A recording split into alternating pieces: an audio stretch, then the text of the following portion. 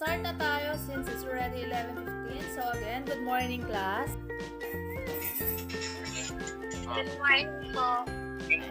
Good morning, ma'am. So, good morning. So Morning, I hope ma'am. everybody is okay right now.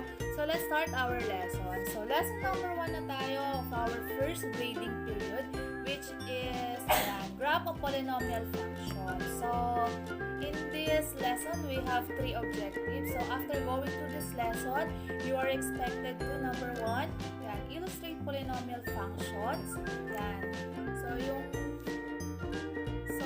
Objective number 1 is just a recall of our previous topic. In our first grading topic, which is illustrate polynomial function. Example ay objective number 2. Understand, describe, and interpret the graph of polynomial function.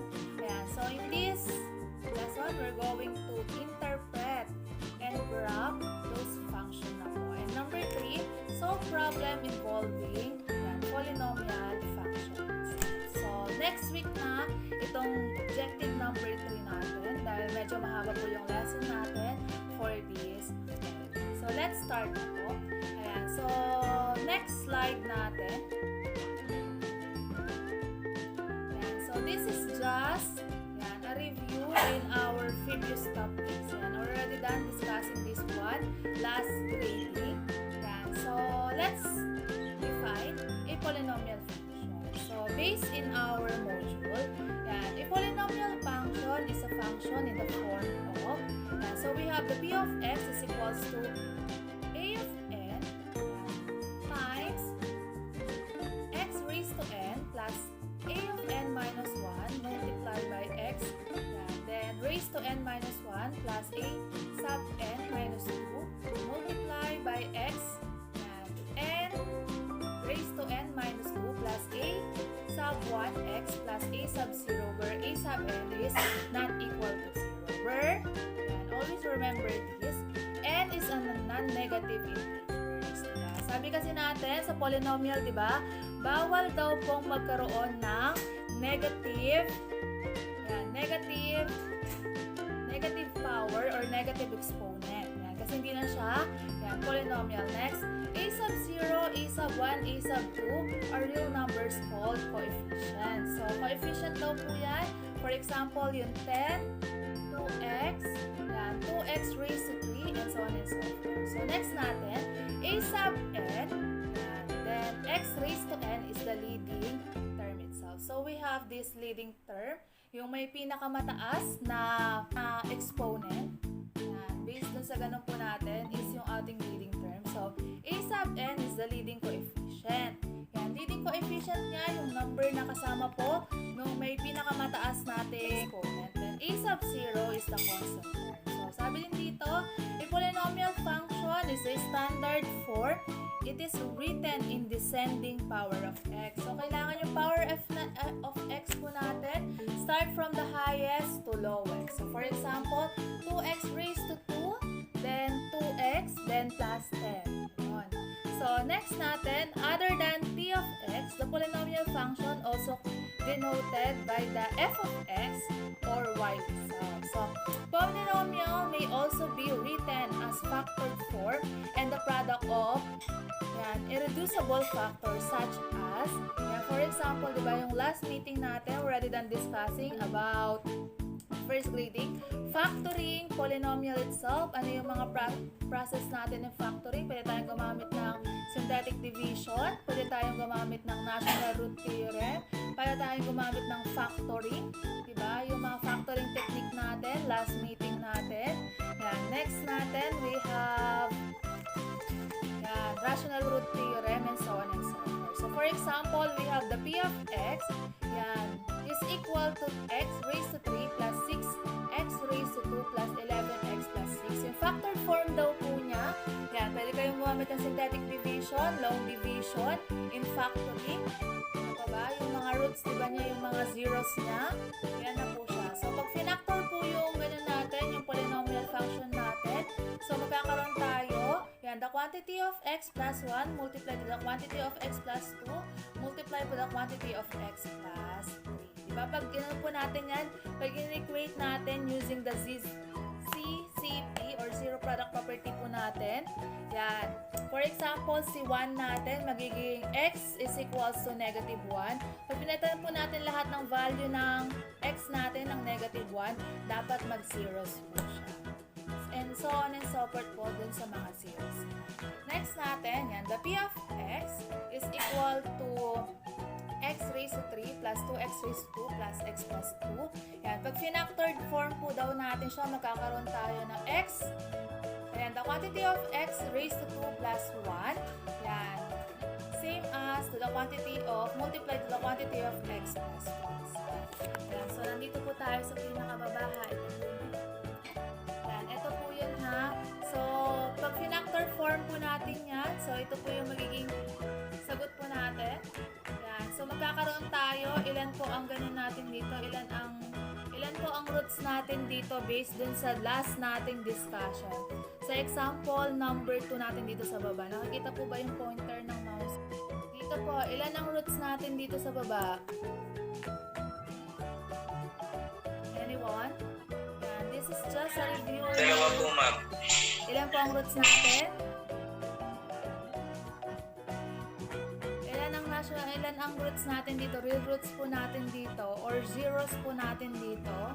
Sa example number 3. Kung ano daw po yung may pinakamataas na exponent, diba? Yun daw po yung number of roots natin. For example, in this example, we have x raised to 3. So, ang magiging roots po natin is 3 daw po. 3. Bakit naging 3 dito? Bakit ma'am? 2 lang naman po yan. Diba si x raised to 2 po natin, magiging ganun po yan. Yung x natin is equal to positive and negative 1x. So, tatandaan pa po ba yan? Kung hindi na po dahil nagbakasyon na po kaya nakalimot na. Ayan. So, I hope matatandaan pa po ninyo yung lesson natin. So, magkakaroon din tayo dito ng x is equals to negative 2 itself. Diba po? Yun yung magiging ganun po natin. Value ng mga x po natin or zeros po or roots ng ating yan, polynomial functions. So, let's begin na po. Yan. So, doon sa ating next na discussion. Natin, bonus question. Nandito na po yan sa mga ganun po natin. Yan. So, bonus question ni Ma'am Jem. Nasa let's try number 2. Let's apply number 1. And let's try number 6. So, number dito. So, we have 3 questions. So, number 1. What is the degree of the polynomial? Yan. 3x raised to 8 plus 5x raised to 10 plus 8x raised to 7 minus 2x raised to 3 plus x. So, let's try number 2 po yan. So, mamaya naman po, para naman po meron kayong ipakitang solution sa akin, pwede nyo pong i-copy yung mga solution ni Ma'am Jem. Okay lang naman po i-copy. Next natin, number 2 natin. Yan, what is the leading term of the leading coefficient on the given? Yan, ano daw po yung leading term and leading coefficient sa given natin, di ba? We already done discussing kung ano daw po yung leading term and leading coefficient. Sa given natin na p of x is equals to 5x raised to 3 minus 3x raised to 2 plus x plus 10. So, nasa let's apply number 1 po yan.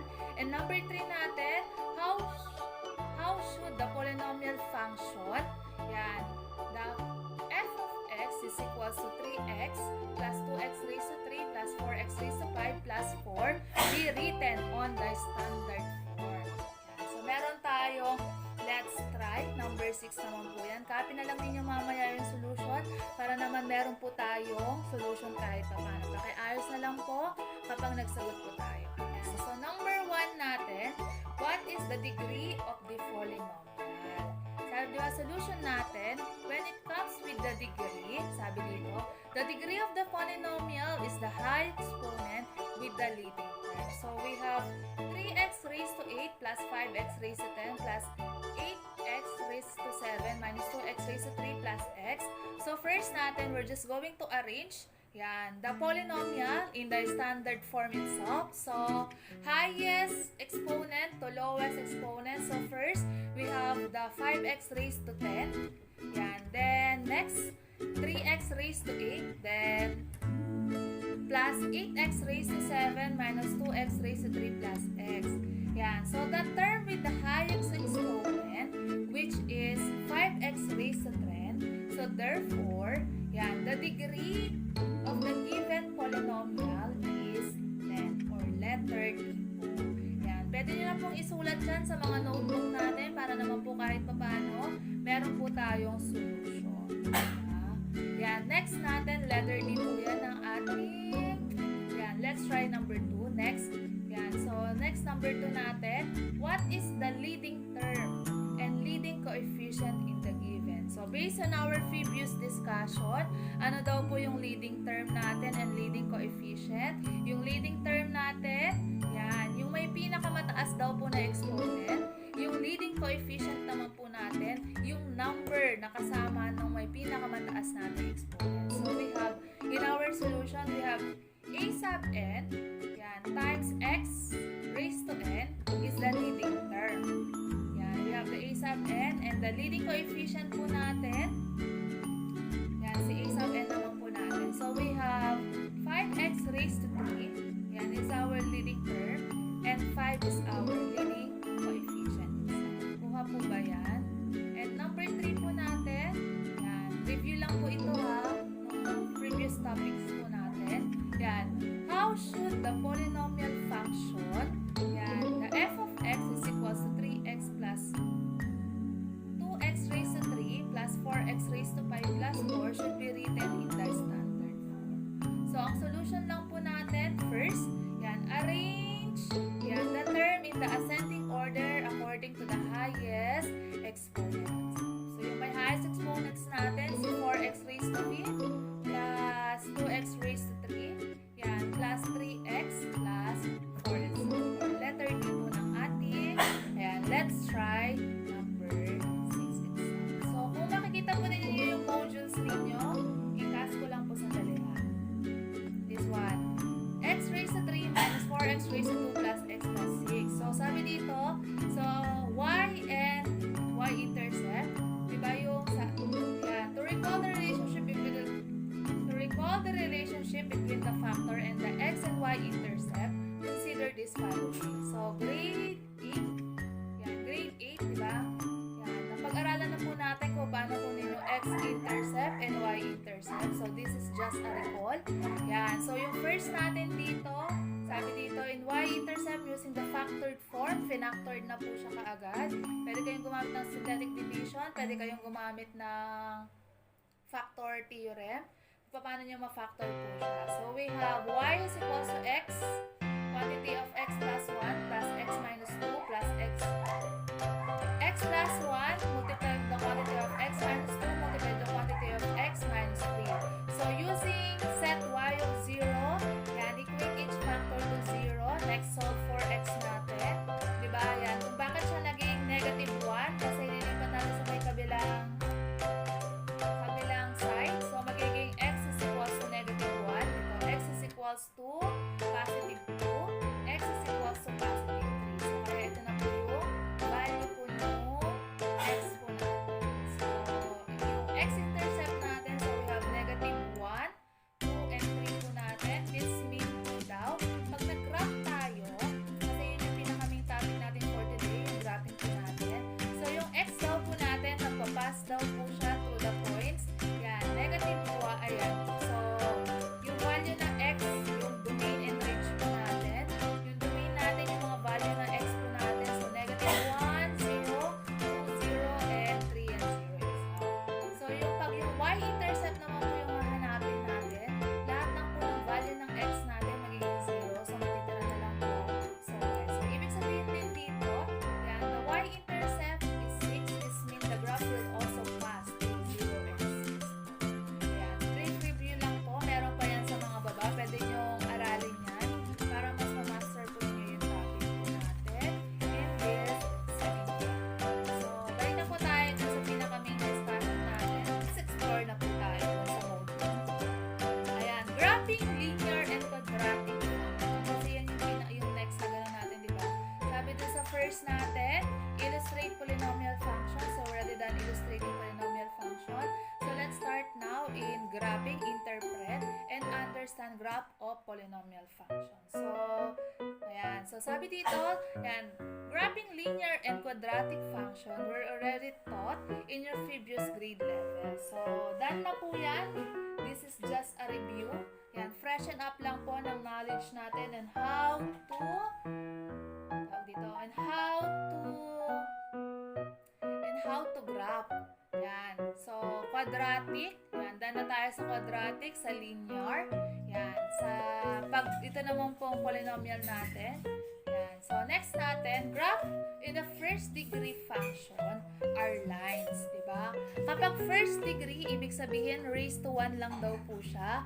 Yan. So, straight line lang po yan. Pwedeng naka-vertical, pwedeng naka-horizontal, naka-diagonal.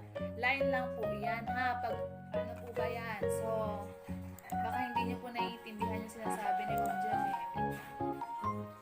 Ayan. So, kapag linear lang daw po siya, ayan. Isipin nyo na lang, ganun po yung maganda yung graph ni Ma'am Jem, ha?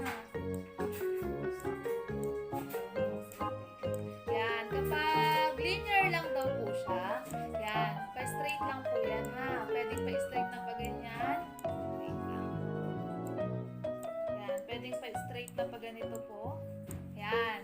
Yan naman po yung mga linear natin. Kapag naman daw po, yan, the graph is second degree. Ano yung second degree po natin?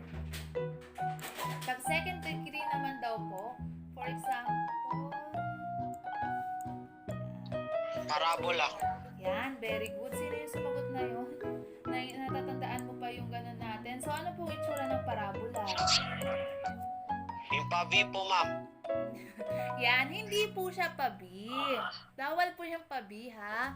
Payu po siya, payu. Parabola, payu po. Ang pabi po natin, iba na po yun. So, yung parabola po natin, ayan. So, pwede po siyang pag ganito. Pero bawal po siyang nakatusok, ha?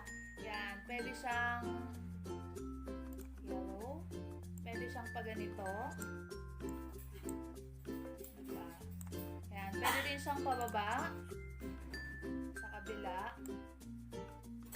Ayan, pwede po siyang paganyan. Ganyan naman po yung parabola natin. Yan naman po yung mga exponent natin. Kuwari si x raised to 2 daw po yung mga yan, ha?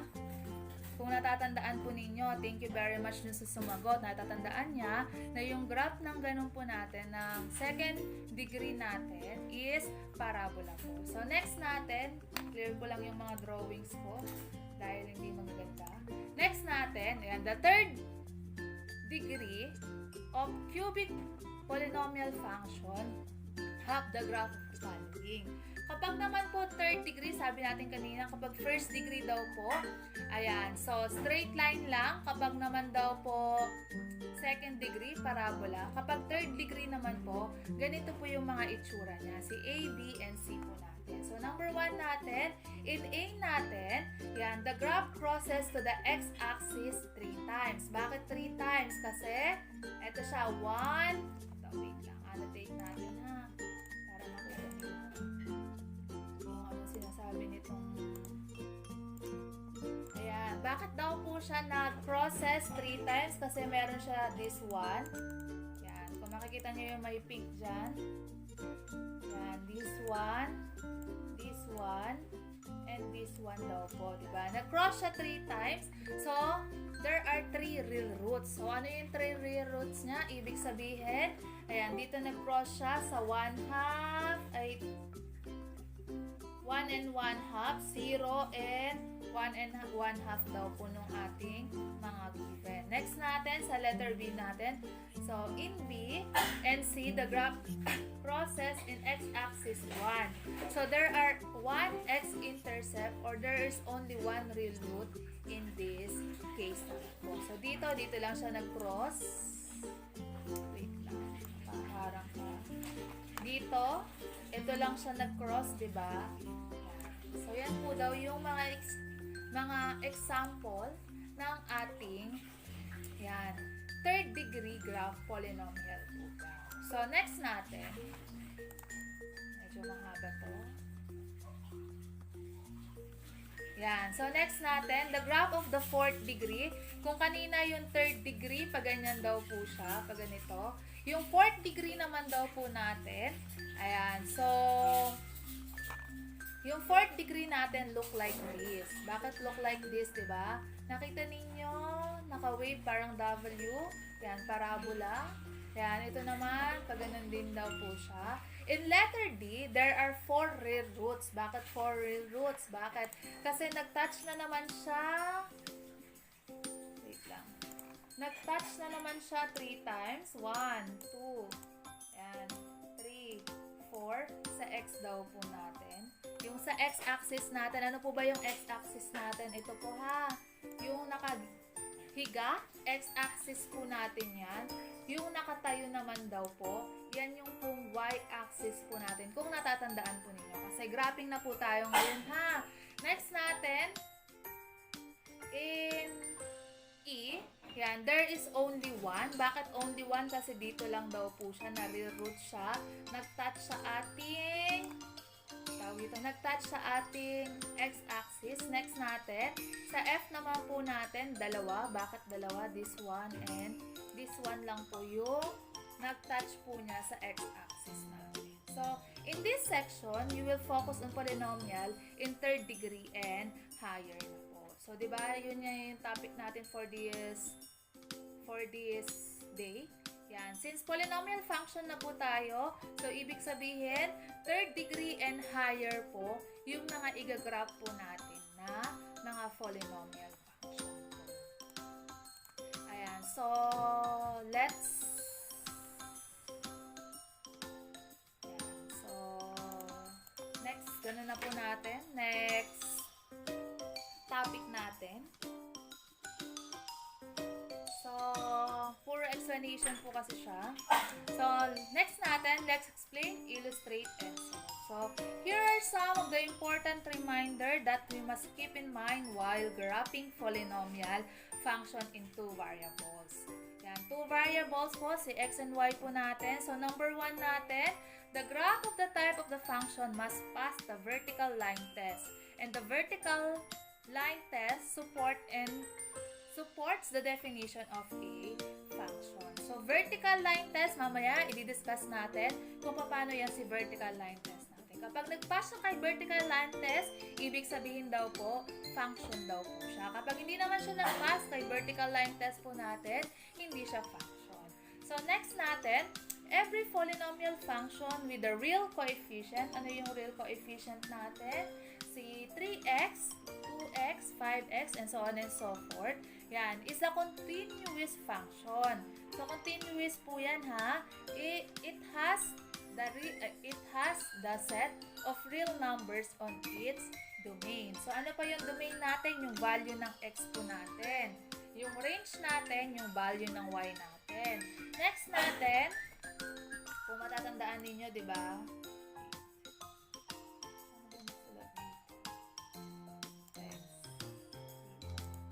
Di ba po, si x natin, yan po si domain natin. Then, si y po natin, yan si range po natin. So, kapag ginarap po natin yan, kung matatandaan po ninyo, pare 0 and 0 po natin. Yan, si x po natin or x and y po natin. Yan, di ba? Si x po ang tawag dyan, yung mga value ng x natin si domain. Si y po, si range natin. Ito, 0 and 0 natin. X natin is 0. Y natin is 0. So, yung pag-sulat natin siya in the standard form, si x and y po siya. Next natin, a polynomial equation in the nth degree cannot have more than nth root. Yan. The degree of the polynomial function tell us how many the graph can be intersect in x-axis. So, paano naman daw po yan? So, for example, we have yan. So, x yung raised yan. X raised to 6 daw po. Yan. Yung raised po ha, yung nakaganon po siya ha, plus 5x yan. Raised to 4 daw po. So, ilan daw po? Wait lang, plus 10 natin. Plus 10. dito po sa given natin, so x raised to 6 plus 5x raised to 4 plus 10, ilan daw po ang roots natin dito? Labrigo, can you please share your answer? How many roots are there in our equation x raised to 6 plus 5x raised to 4 plus 10? Yan, based on the definition that we're already discussing right now, ilan po yung 4 po, value ma'am. ng n natin or yung real roots natin? 4. 4 po ba?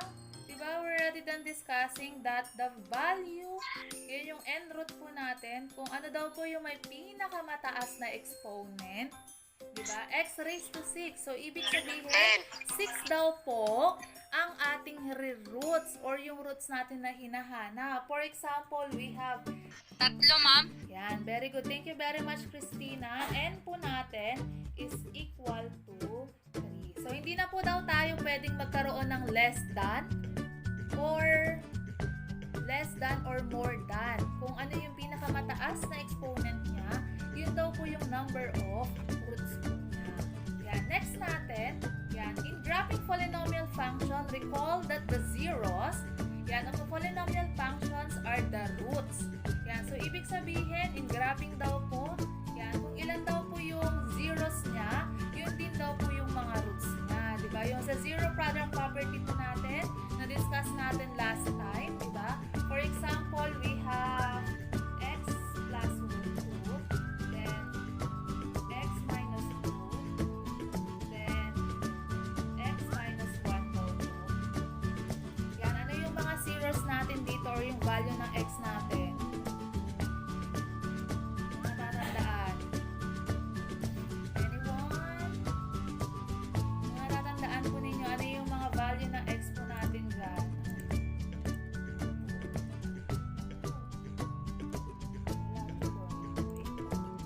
So we have x plus 2, the quantity of x plus 2, the quantity of x plus 1, to the quantity of x minus 4 na lang. Ayan. Ano po yung mga value ng zeros po natin dito? Or yung roots po natin dito pag nakaganyan na po siya. For example, f of x na to ha. f of x.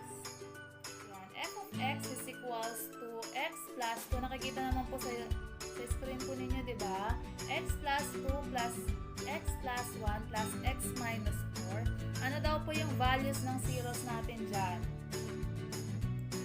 Nakakatanda pa po ba? O wala na? Nakalimutan na talaga. Ayan. So, di ba yung zeros daw po natin, we're just simply, yan. So, x plus 2 natin, then x plus 1, then x minus 4 natin, di ba? Equate lang po natin kay 0 yung mga yan. Yan, is equal to 0. Yan, is equal to 0 natin. Then, ililipat lang po natin ng kabilang sign niya para maging positive po siya, ay para maging zeros na lang siya, values ng zeros natin.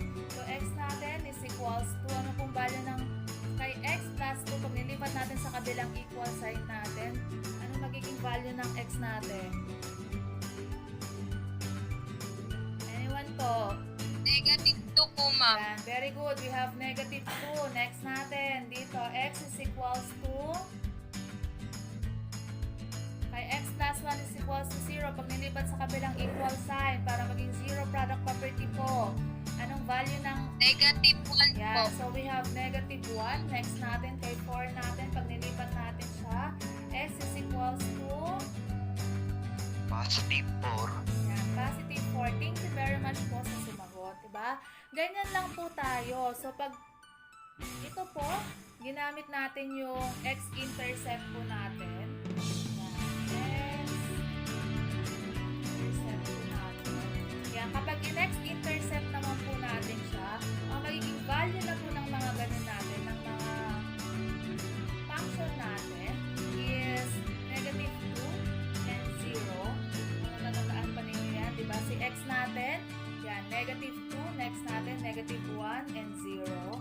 Next natin, 4 and 0 po. Yan. Kapag ni y-intercept naman daw po natin, y Pag ni y-intercept naman po natin siya, mali ang ating spelling. Ni y-intercept naman po natin, lahat ng value ng x natin magiging 0. Yan. Zero. So, magkakaroon 0 po ba ang sagot natin? 0 plus 2. Yan. Next natin, multiply by 0 plus 1. Multiply by 0 plus minus 4. Anong magiging value ng y-intercept natin? Anyone po? Negative 4, ma'am. Negative 4 po ba? Yan. So, bakit naging negative 4? Diba? Dito, we have in graphing polynomial function, yan, real roots of the polynomial equation which corresponds to f of x is equals to 0. These real roots correspond to the point of intersection in the graph of the polynomial function in the x-axis. Yan, another important characteristic of a polynomial function in the p of x is the end behavior. So, may end behavior pa rin tayo. So, ito pa lang dito sa given po natin na ito, pwede na po natin siyang i-graph. Marunong pa po ba tayong mag-graph? Marunong pa po ba tayong mag-graph o hindi na po? Opo.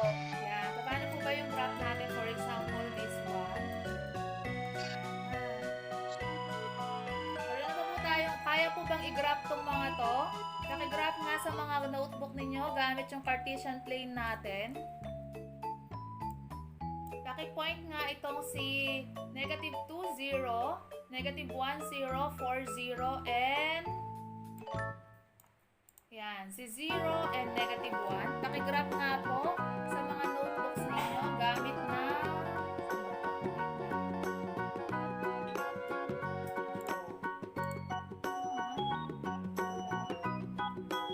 gamit yung Cartesian plane natin. Para ito ha.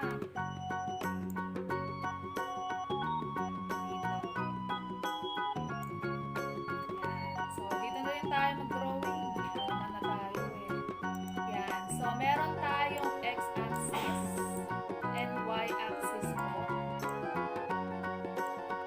Yan. Ito si y. Pakigraph po sa mga notebooks ninyo. Itong value ni 0. Ano yun? Negative 2 and 0, 1 and 0, 4 and 0 po natin. Nag-graph nga po sa mga notebooks. Yan. So, y natin is negative 1. Dito lang. Negative 1. Next natin. So, basic given po natin, so yung x-intercept natin, negative 2, 0, negative 1, 0, 4 and 0, 0. Si y-intercept natin, 0 and 1 natin. Paki-point nga po. Or sige, pwede nyo sulatan tong ganun ko. Pwede nyo sulatan tong dinrawing ko dito. Pwede kayo dyan mag-point. Sa mismong screen ninyo para makita natin. Tawag tayo nga dito. Tawag tayo. Ako, ma'am. Try ko, ma'am. Sino po sila? Champions, ma'am. Usman. Sige anak, pwede kang mag-point dyan sa mismong drawing ni Ma'am Jen. Gamit yung mga y-intercept natin and x-intercept natin. Kung natatandaan nyo pa kung paano mag-point sa Cartesian plane po natin. Dito ka na sa mismong screen mo na anak, pwede ka naman magsulat dyan. I-point mo na kaagad dyan.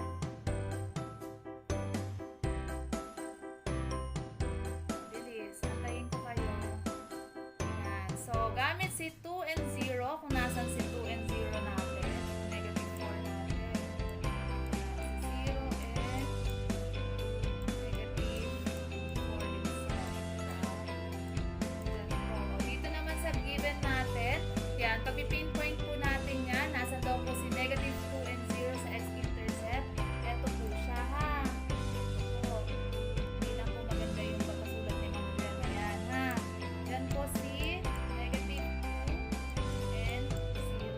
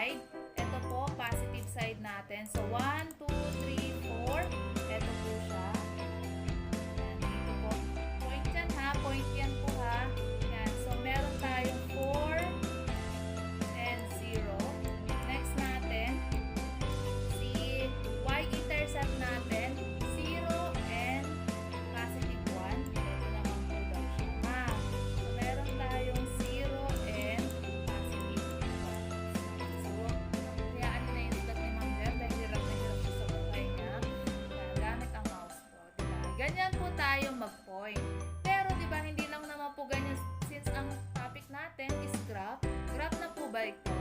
Ginawa natin? Anyone po? Graph na po ba yan? Opo. Graph na po ba yan? Hindi pa po yan graph. Point pa lang po iyan sa Cartesian plane natin. Kapag yung graph na po, kailangan meron na siyang mga pinapagdugtog-dugtog na po natin yung ating yan, corresponding given po. Diba? So, ito raised to 3 daw po siya. So, ano siya? Positive x raised to 3. Kapag ginarap pa po natin siya, so positive, so falls to the left, and rise to the right. Falls to the left, ito yung, wait lang, sa abot ng aking makakaya. So left, paangat na ng ganun natin. Yan, so left, right po natin, so falls to the left, left dito. So ito po ang falls niya, ganyan, and pag ganito daw po siya. So ibig sabihin, pag ito, yan, so dito po siya. Yan. So ganyan po yung itsura. 1, 2. Yan. Ganyan po yung itsura ng ating graph. Pag ginarap po natin siya. Pero parang wait lang ha.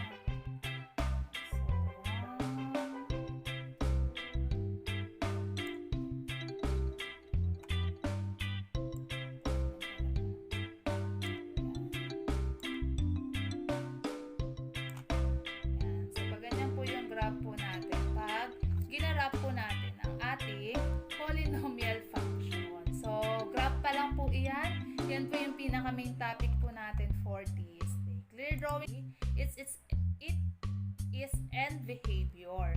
The end behavior of the graph of a function, yan, to the far and to the right, and end behavior of the polynomial function depends on the degree of the function. So, ibig sabihin, nakadepende daw po siya sa degree, same as the sign of its leading coefficient.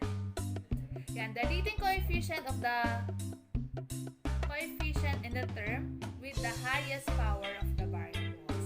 So, if the given polynomial p of x is equals to 4x raised to 4 plus 5x raised to 3 minus 7x raised to 2 plus 3x plus 1, yan, the leading term is 2x raised to 4 and the leading coefficient is 2, diba? Sabi natin yung highest term daw po, yun yung leading term natin. So, we have 2x raised to 4 natin. Then, yung coefficient niya, so, positive siya. Yan, the succeeding graph illustrate the 4 cases on its end behavior in the constant polynomial function itself. So, ayan pa lang po yan, ha? So, next natin, pakitake note po itong mga to sa mga notebooks ninyo. Ay, dito muna pala tayo. Wait lang. So, di ba sabi natin kanina, vertical line test. Ayan, graph the following, ayan, graph the following and test if it passes the vertical line test. Paano po ba nangyayari yung vertical line test? Ayan, so for example, the question number 1 natin, y is equals to x. Ano po ba yung y is equals to x natin? Anong graph po niyan? Based on the discussion natin kanina. Anong graph po niyan si y is equals to x natin? Anyone? Draw. Ano po ang graph po ni y is equals to x natin? Meron po ba nakakaalam? Si y is equals to x po. Ano po ang graph niya based dun sa ating kaninang discussion? Anyone po? Hello? Nandiyan pa po ba kayo? Wala na po. Ayan. So, based in our discussion, di ba? Kapag wala po siyang exponent or yung exponent niya is naka-raise to 1, ang graph po natin is straight line lang po yan, di ba? For example, yan. Yan, straight line lang po siya. Kapag yung vertical line test po natin, yan, so gawin natin blue para mas green na lang. Yan, si vertical line test daw po natin, kapag nag-drawing tayo ulit ng isang line, ang nag-touch lang siya ng isang beses sa graph sabihin, function daw po siya. Ganyan po siya, ha? Pero pag nag-pass siya sa x ng dalawang beses, ay sa y, or yung pag nag-vertical ka, gumawa ka ng vertical, ay nag-graph ka, tapos nag-pass siya dalawang beses, ibig sabihin, yan, hindi daw po siya function. For example, si number 2 natin, si x is equals to y raised to 2 po natin. Kapag ginarap po natin yan, ito na, papangit na naman yung drawing ni Ma'am Jem.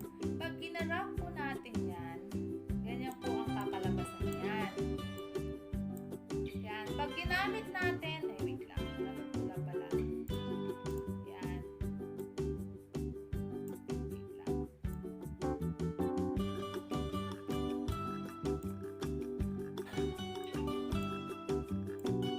Pag ginamitan daw po natin ng vertical line test yan. Yan. For example, nag-draw tayo ulit ng line. Yan. Di ba kung makikita ninyo, nag-touch siya dalawang beses. Ito. Ito. Then this one. Diba? Nag-touch siya dalawang beses kay y ng dalawang beses. So, ibig sabihin, hindi daw po siya function or hindi siya nakapasa sa vertical line test. Pag si y naman is equals to x raised to 2, sabi natin, diba, pag x raised to 2 daw po, parabola pa rin siya. Yan, sa baba natin dito. Yan, so ibig sabihin, nakaganito po yan, ang itsura ng graph niyan. Yan. Gamitan natin ng vertical line test. Kung natatandaan ninyo, kay vertical line test daw po, draw lang tayo ulit ng straight line. Yan. So, ibig sabihin, kung makikita ninyo dito, yan, kung makikita nyo dito, nag-pass lang siya isang beses kay y ng isa. So, ibig sabihin, ito, yan, si number 1 natin, nag-pass ng vertical line test. Si number 2 natin, number 3 natin, nag-pass kay vertical line test. So, function daw po siya. Next natin, dito naman tayo. Ayan, yung kaninang topic natin. Pakihanap nga po yung value ng x-intercept natin.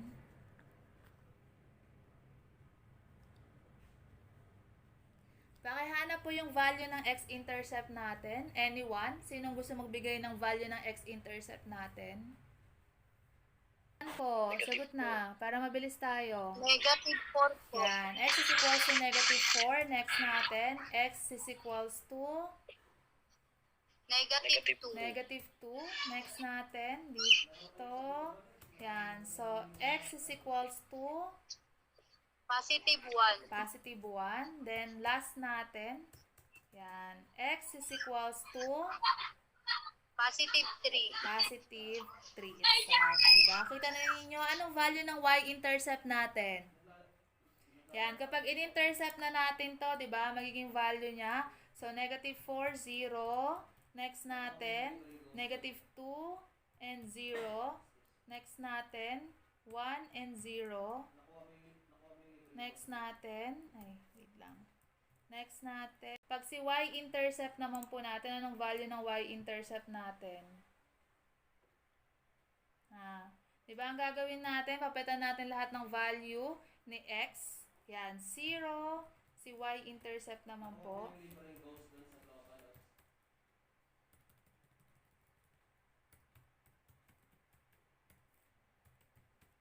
Kapag kay y-intercept naman natin, 0 is equals to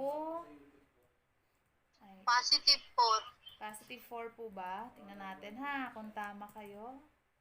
Yan. So, 0 plus 4 multiply by yan, multiply by 0 and 0 plus 2 multiply by 0 minus 1 multiply by, parang nagkamali tayo kanina, wait lang, 0 minus 3 kasi multiplication pala ito. So we have 4 sa taas na lang, 4 multiply natin daw Yan, 4 multiply by 2 multiply by negative 1 multiply by negative 3. So, magkakaroon tayo 4 times 2, 8 times negative 1 times negative 1. Yan, times negative 1, negative 8 times negative 3. Ilan po ang negative 3 natin? 8 times negative 3. Negative 24 po. Yan, negative 24. So, ang sagot natin, negative 24. Ang y intercept po natin is equals to negative 24. Ayan. So, pag ginarap po natin yan dito sa ating Cartesian plane, sino pong gustong mag-volunteer na mag-graph? Meron po ba? Christina, gusto mo? Pwede kang magsulat dyan sa mismong ganun ni Ma'am Yung Jen. ubas, ma'am. Ano po? Anyone po? Meron po ba gustong mag-graph? Ayan yung mga coordinates natin. Yan. So, we have negative 4, 0. Yan. Negative 2, 0. 1 and 0. 3 and 0. Si y-intercept natin. 0 and negative 24. Kulang to. Si y-intercept natin magiging 0 and negative 24. Yan. Sinong gustong mag-graph sa ating? Yan. Lagyan natin.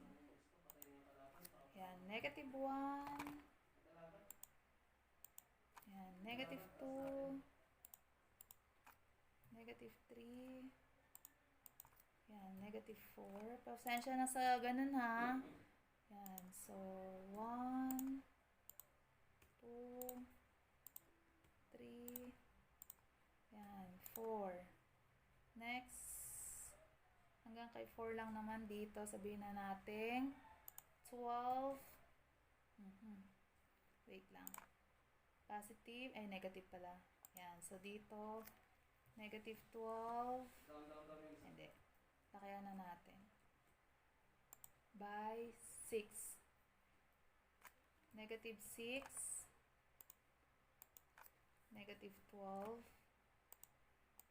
12, negative 18, Ma'am. negative 24. Yan. Sinong gustong mag-graph dito? Mag-pinpoint. Kung natatandaan pa po ninyo yung kaninang topic natin, meron po ba o wala? O si Ma'am Jem na naman po. Ayan. So, di ba pag ginarap po natin po ito, ayan. So, si negative 4. Naku, wait lang. Susulat na mag-isa yung ganun ko. Ayan. Di ba dito si negative 4 natin. Next natin. Negative 2. 2 and negative.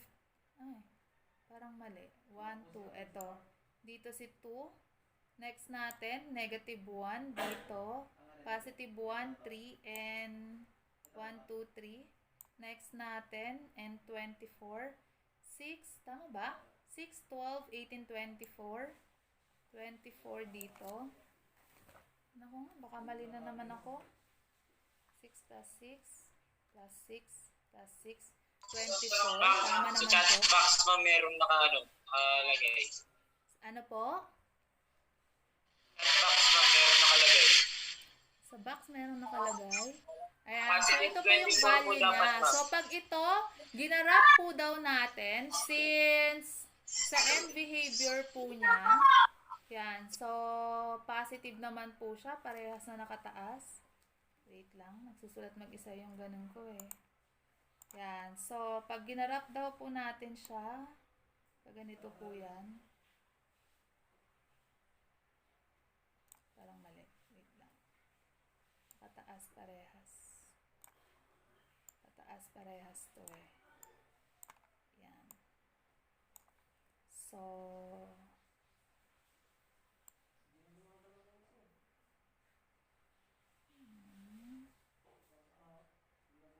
ayan. So, ganyan po ang itsura ng graph po natin. Pagpasensya nyo na yung graph ni Ma'am Jem ha.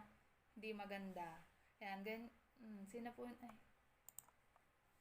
May nagsusulat po ba? Ganyan po ang Huwag niyo na po salatan ang screen ni Ma'am Jem, ha? Ganyan po ang graph po natin. So, next na natin.